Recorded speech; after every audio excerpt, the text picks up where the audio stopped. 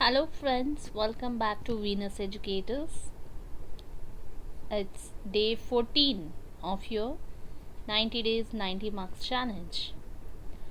Students, आपने कभी experience किया है कि एग्ज़ाम के एक दिन पहले सब याद रहता है और पेपर के दिन माइंड बिल्कुल ब्लैंक हो जाता है?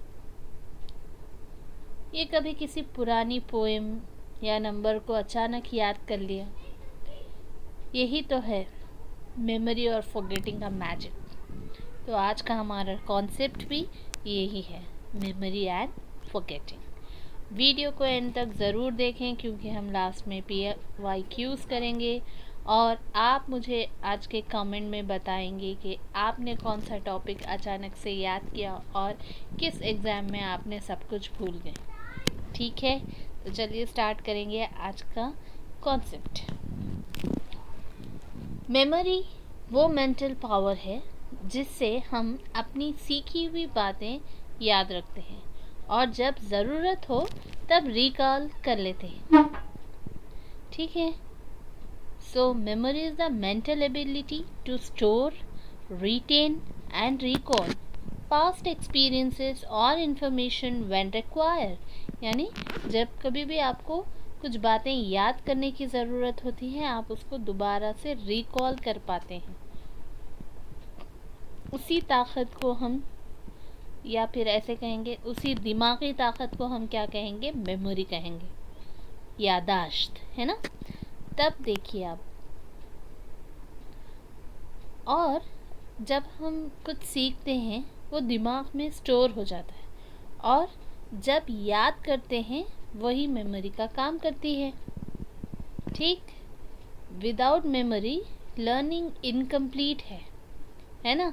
अगर हम सीखें लेकिन याद ना रख पाएँ तो लर्निंग का फ़ायदा क्या होगा, राइट। तो इसी तरीके में या प्रोसेस में क्या कहेंगे, मेमोरी के 3 स्टेजेस हैं।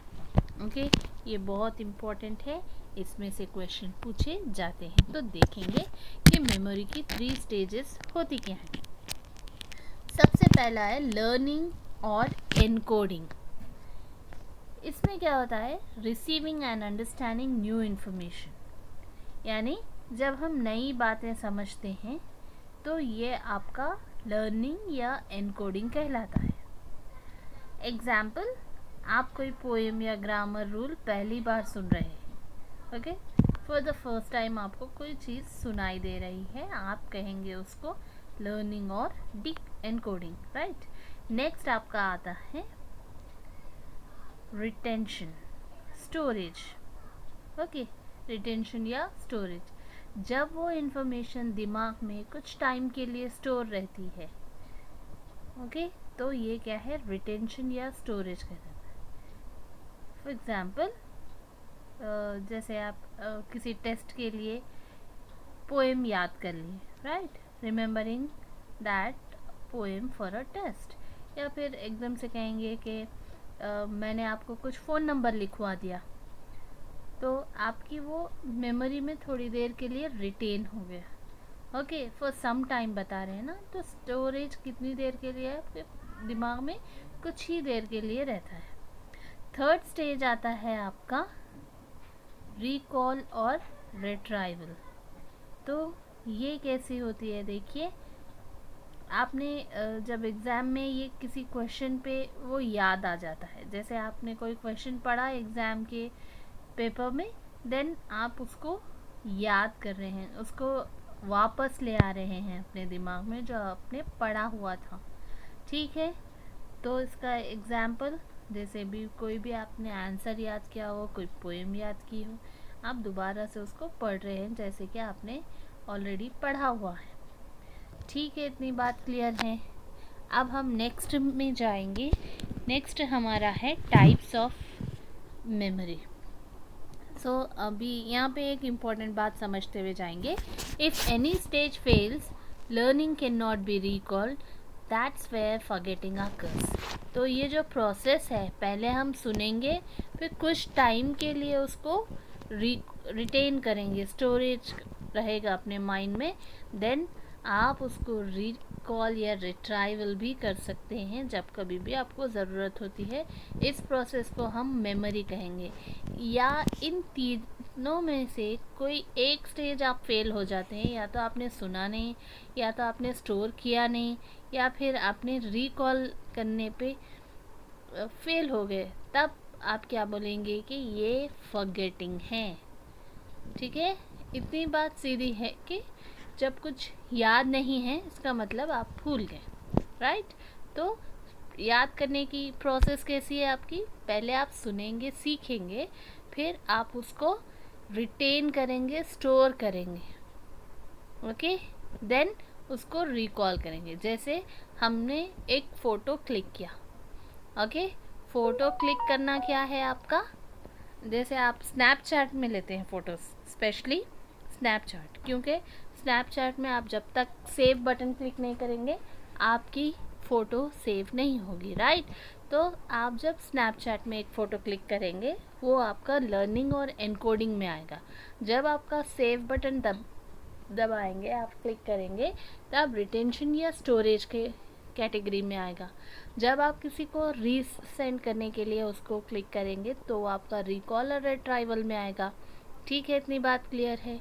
इन तीनों में कुछ अगर नहीं करेंगे तो वो फॉरगेटिंग में आएगा। या तो आपने फ़ोटो ही नहीं क्लिक की, या आपने उसको सेव नहीं किया, या फिर आप जब किसी को भेजना चाह रहे हैं आप भेज नहीं पा रहे। ये तीनों चीज़ों में भी आप फॉरगेटिंग होगी। ठीक है, आप टाइप्स ऑफ मेमोरी देखेंगे। फर्स्ट आपका आता है सेंसरी मेमोरी। सेंसरी मेमोरी सिर्फ कुछ सेकंड के लिए रहती है, जैसे कोई साउंड या इमेज जो बिल्कुल फौरी गायब हो जाती है, ओके, इसको क्या बोलेंगे? Sensory image. जैसे आपने किसी का एक सिर्फ झलक चेहरा देख लिया, किसी की तस्वीर एक झलक देख ली, ओके, कोई म्यूज़िक एक सेकंड के लिए सुन लिया, ओके, कुछ मिनट्स कुछ सेकंड्स के लिए कोई चीज़ सुनी हुई है, देखी हुई है, तो वो एक बिल्कुल सेंसरी मेमोरी है, एक झटके के लिए, राइट, एक लम्हे के लिए बस। नेक्स्ट आता है आपका short term memory. Short term memory छोटी ड्यूरेशन के लिए, जैसे मैंने बताया ना कि आप कुछ holds information for a few seconds two minutes, वो सेंसरी मेमोरी आपके सिर्फ फ्यू सेकेंड्स के लिए है, ये फ्यू सेकेंड्स टू मिनट्स तक जाएगी, ओके। यानी आपने, मैं बता चुकी हूँ आपको, अभी कोई नंबर मैंने बोला आपको फ़ोन नंबर याद करने के लिए नहीं, जस्ट आप नोट डाउन कर रहे हैं। जब आप मुझे सुन रहे हैं तो कुछ कुछ उसका पार्ट आपके दिमाग में रह जाएगा, so that is nothing but short term memory, okay. Now long term memory. Long term memory क्या है? Long term memory permanent store house है आपकी नॉलेज का, जहाँ बहुत सारी चीज़ें आपने जो सीखा, आपसे किसी ने बातें की, आपको आज तक आपके स्कूल में क्या क्या गुजरा वो सब याद है, ओके। तो वो सब चीज़ें आपकी परमानेंट मेमोरी या फिर लॉन्ग टर्म मेमोरी में स्टोर हैं। जैसे आपने टेबल सीखा, अल्फ़ाबेट सीखे, ये सारी चीज़ें जो आपने स्कूल में सीखी थी आपने अब तक याद रखी हुई हैं। किसी के नाम हैं जो आपको याद है ना। तो ये था आपका मेमोरी। अब मेमोरी पे फैक्टर्स कौन से हैं जो आपकी मेमोरी को इफ़ेक्ट करेंगे? ठीक है, तो फर्स्ट पॉजिटिव फैक्टर्स देखेंगे, फिर हम नेगेटिव फैक्टर्स देखेंगे। फर्स्ट पॉजिटिव फैक्टर्स में देखिए मीनिंगफुल लर्निंग। जब आप किसी चीज़ को एसोसिएट कर लेते हैं दूसरी चीज़ से, तब आप मीनिंगफुल लर्निंग में हैं, यानी बिना सर पैर नहीं, आप उसको सीख रहे हैं कुछ मकसद से, ओके, तो मीनिंगफुल लर्निंग हो जाएगी। रेगुलर प्रैक्टिस में आप कुछ याद करना चाह रहे हो तो उसको रेगुलर प्रैक्टिस में भी रखना है, अदरवाइज़ आप भूल जाएंगे। प्रॉपर रेस्ट एंड हेल्थ, आपकी हेल्थ का ध्यान रखना भी ज़रूरी है आपकी मेमोरी के लिए। आप अगर ओवर स्ट्रेस्ड हैं, या फिर आपकी हेल्थ बिल्कुल से ठीक नहीं है, या फिर आप प्रॉपर रेस्ट नहीं कर रहे हैं, तब आपको मेमोरी प्रॉब्लम्स होने लगेंगी। इंटरेस्ट एंड अटेंशन, आप उन्हीं बातों को बहुत अच्छे से याद रखते हैं जो आपके इंटरेस्ट में आएंगे और जो आपने अटेंटिवली सुना होगा, यानी मैंने आपसे किसी की शिकायत की, वो आपको बहुत अच्छे से याद रहेगी, बट मैं आपको जो पढ़ा रही हूँ वो आपको उतने अच्छे से याद नहीं रहेगा। It is because of your interest और आपका अटेंशन। जब हम किसी के बारे में सुन रहे होते हैं तो बहुत अटेंटिवली और बहुत इंटरेस्टिंग सुनेंगे, बट उतना अटेंशन, उतना इंटरेस्ट अगर हम पढ़ने में लगाएंगे तो हम वो भी नहीं भूलेंगे। Okay, logical understanding. आप कोई फॉर एग्ज़ाम्पल का आपने एक मीनिंग याद किया, वो मीनिंग को आपने किसी इंसिडेंट से जोड़ लिया या फिर उसको एक स्टोरी में समझ लिया। ओके, तब आप क्या कहेंगे, ये लॉजिकल अंडरस्टैंडिंग है। ठीक, अब नेगेटिव फैक्टर्स क्या होंगे आपके मेमोरी में? रोट मेमोराइजेशन, यानी आप जस्ट रट्टा लगा रहे हैं, आपको समझ कुछ नहीं पड़ रहा, आप जस्ट रट्टा लगा रहे हैं, तो आप बिल्कुल भी, आपकी मेमोरी जो है एक हेल्दी मेमोरी नहीं है। लैक ऑफ रिविजन, यानी रिपीटेशन की कमी है। फैटिग एंड स्ट्रेस, बताया ना मैं आपको कि आप अगर स्ट्रेस में हैं, आप अगर बेजार हैं किसी चीज़ से, तो आप बिल्कुल भी कुछ याद नहीं रख पाएंगे। डिस्ट्रैक्शन, अटेंशन नहीं होने का मतलब डिस्ट्रैक्शन है, आप अटेंटिवली सुनेंगे तो याद रह जाएगा। कन्फ्यूजन, आपको कोई चीज़ लॉजिकली समझ नहीं आ रहा तो आपको कन्फ्यूजन होगा, है ना। सो ये सारी चीज़ें नेगेटिव फैक्टर्स हैं।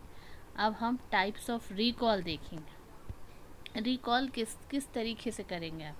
रिकग्निशन के टाइप में करेंगे, यानी identifying something when see again.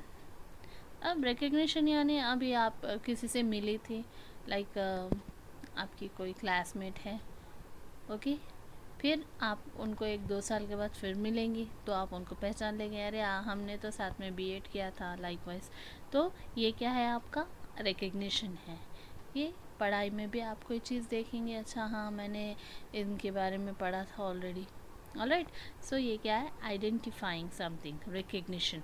Recollection, retrieving information without cues, यानी आपको मैंने कहा चलिए सिविल ओबीडियंस मूवमेंट के बारे में लिखिए, ओके, सिविल डिसोबीडियंस मूवमेंट के बारे में लिखिए, तो आप क्या करेंगे, आप वो पूरा हिस्ट्री लिखेंगे वहाँ पर, आपको कोई क्यूज़ की ज़रूरत नहीं है। एग्ज़ाम में ऐसे राइटिंग वैसे ही होता है, चलिए इंडिपेंडेंस डे के बारे में लिख दीजिए कुछ, ओके। सो वहाँ कुछ इन्फॉर्मेशन के बिना भी आप रिकलेक्शन, यानी आपके पास जो स्टोर इन्फॉर्मेशन है वहाँ से आप रिट्राइव कर रहे हैं। ठीक, रीलर्निंग, रीलर्निंग होता है learning forgotten material again, it takes less time. जैसे जनरली होता है कि हम कुछ याद करते हैं फिर भूल जाते हैं, भूला हुआ मैटर आप फिर से याद कर रहे हैं, तो ये बहुत ही कम वक्त में होगा, क्योंकि आपको पहले याद था, आप भूल गए थे, again you are repeating the same. Okay, now ये आपका मेमोरी कंप्लीट हो गया।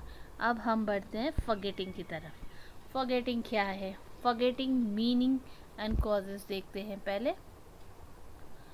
तो फॉरगेटिंग है, फर्स्ट कॉज देखिए आप उसका, मीनिंग देखिए इसका। Forgetting means failure to recall, recognize previous learned information.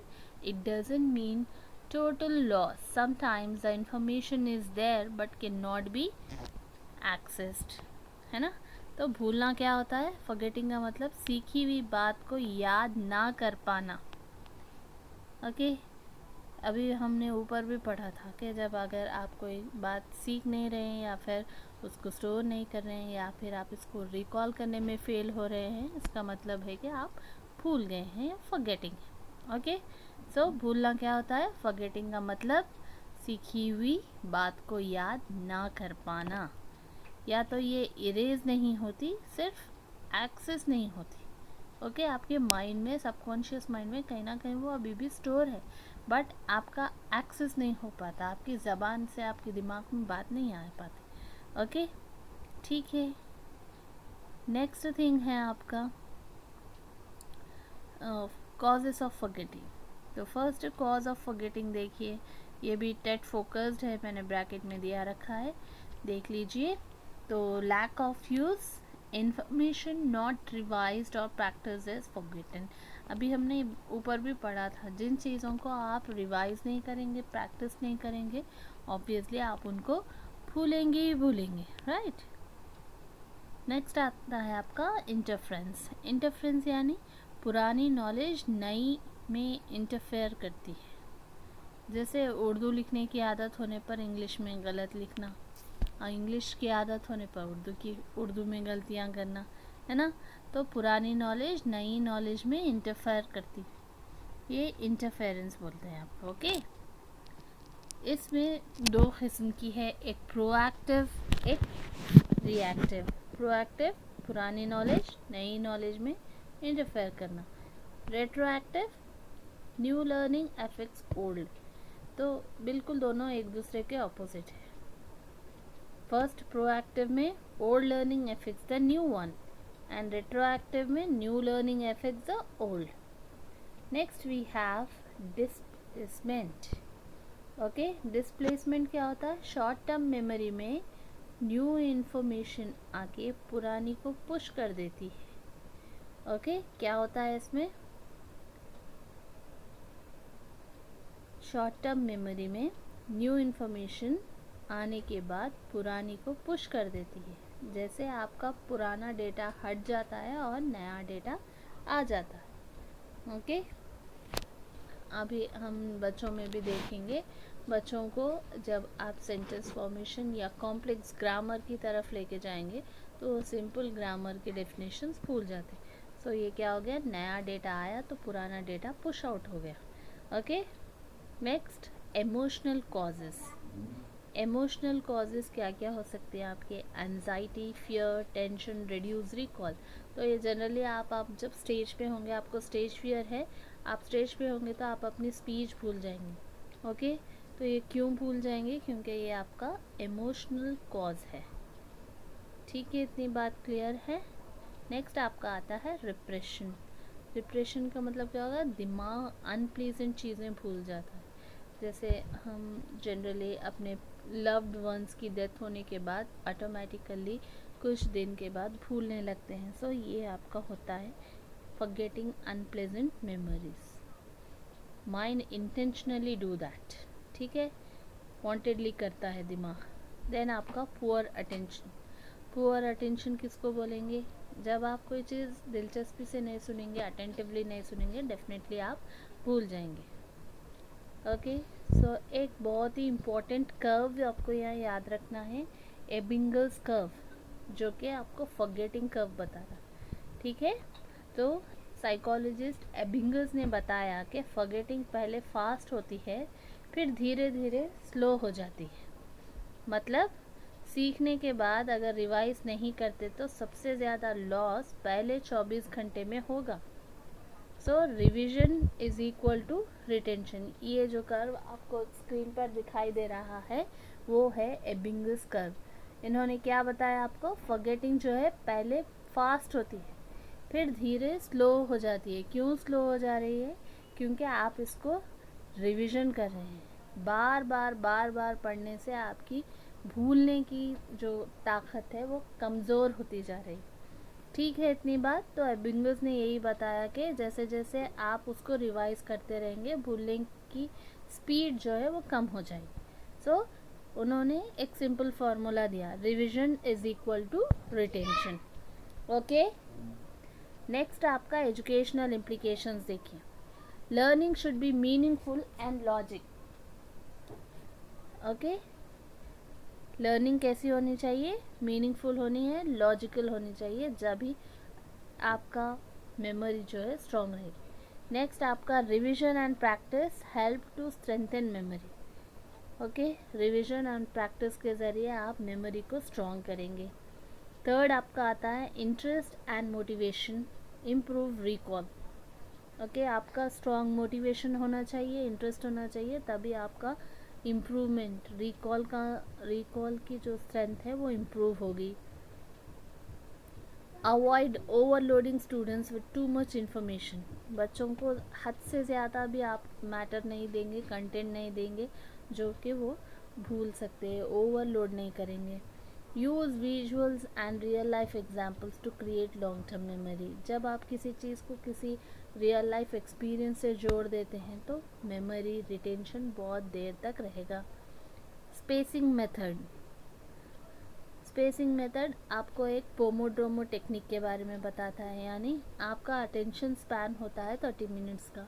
तो आप अगर कुछ पढ़ने के लिए बैठे हुए हैं तो 30 मिनट्स के लिए आप पढ़ेंगे, फिर 5 मिनट्स का ब्रेक रखेंगे, वो इंटरवल लेंगे, तब आपकी जो प्रोसेस है, मेमोरी का मतलब ही इंफॉर्मेशन एक्सेस करना है, राइट। तो आप जब पढ़ा हुआ इंफॉर्मेशन एक्सेस करेंगे तो इफ़ेक्टिवली हो पाएगा। All right, next, teacher should use active recall activities like quizzes and recaps. Teacher क्या करेंगे, एक्टिवली रिकॉल करेंगे एक्टिविटीज़ को, कैसे, क्विजेस के ज़रिए और रिकैप्स के, यानी बार बार रिविजन्स करवा कर। Practical classroom examples, student remember answer after seeing keyword. इसीलिए मैं आपको जब पढ़ाती हूँ तो I am keep on saying this is the keyword, this is the keyword. All right, so type of memory क्या होगा आपका, कीवर्ड देखना पहचानना है ना, तो रिकग्निशन का मतलब ही पहचानना होता है। स्टूडेंट राइट्स ऐसे विदाउट हेल्प, जब बच्चा ऐसे लिख पा रहा है विदाउट हेल्प तो आप कहेंगे इसका रिकलेक्शन है, यानी वो ऐसे के टॉपिक पे जितनी सारी इन्फॉर्मेशन थी उसको रिकलेक्ट कर रहा है। Student revises topic before test, okay, तो ये एक रीइंफोर्समेंट है। क्यों, बच्चे को कुछ रिवॉर्ड चाहिए, इसीलिए बच्चा वो बिहेवियर रिपीट कर रहा है, that is reinforcement. Student forgets earlier formula after learning new one, तो ये क्या हो गया, रेट्रोएक्टिव इन्फरेंस, यानी स्टूडेंट नया इन्फॉर्मेशन आने के बाद पुराना इन्फॉर्मेशन को भूल रहा है, right. So that is retroactive interference, right. Next, अब हम बढ़ते हैं अपने टेट प्रीवियस ईयर क्वेश्चन की तरफ। तो पहला क्वेश्चन है, memory involves which of the following stages. तो वी ऑल नो दैट, कौन सा है आपका, learning, retention and recall. So option B will be the correct answer. Forgetting occurs due to lack of repetition. Forgetting क्यों होगा, क्योंकि आपके पास रिपीटेशन नहीं है। Ebbinghaus forgetting curve shows that forgetting increases gradually, नहीं, इंक्रीज नहीं होगी। Forgetting is fast initially and then slows down, ये आपका करेक्ट आंसर होगा, क्योंकि एबिंगस का कर्व ने बताया फर्स्ट आपकी फॉरगेटिंग जो है बहुत स्पीड होगी, बट एज आप उसको रिपीट करते रहेंगे तो वो स्लो डाउन हो जाएगी। So answer B will be the correct answer. Next आपका क्वेश्चन है, रेट्रोएक्टिव इंटरफेरेंस मीन्स। रेट्रोएक्टिव हमने क्या कहा था, न्यू लर्निंग पर ओल्ड इफेक्ट करेगा या ओल्ड लर्निंग पर न्यू इफेक्ट करेगा। सो कौन सा होगा आपका बेस्ट और करेक्ट आंसर यहाँ पर, रेट्रोएक्टिव के लिए old learning, new learning will affects on new old learning, right? So option A will be the correct answer, new learning affects the old one. Fifth question है, a student learns a poem and forget it due to no revision, this shows negative transfer, lack of use, reinforcement और recognition। obviously revision नहीं होने का मतलब है lack of use, right? So with this we have come to end of our video. So tomorrow I'm gonna start day 15, जो कि आपके बहुत इम्पोर्टेंट होगा। सो अगर आपको ये सेशन पसंद आया तो लाइक, शेयर, सब्सक्राइब ज़रूर करें, और याद रखिए सीखना आसान है पर याद रखना एक आर्ट है, और इस आर्ट में जीतने का राज मीनिंगफुल लर्निंग प्लस रिवीजन है। सो देखते रहिए वीनस एजुकेटर्स का 90 मार्क्स 90 डेज चैलेंज, क्योंकि हम कॉन्सेप्ट के साथ एप्लीकेशन भी सिखाते हैं, एग्जैक्टली जैसे टेट एग्ज़ाम में पूछा जाता है। So good bye.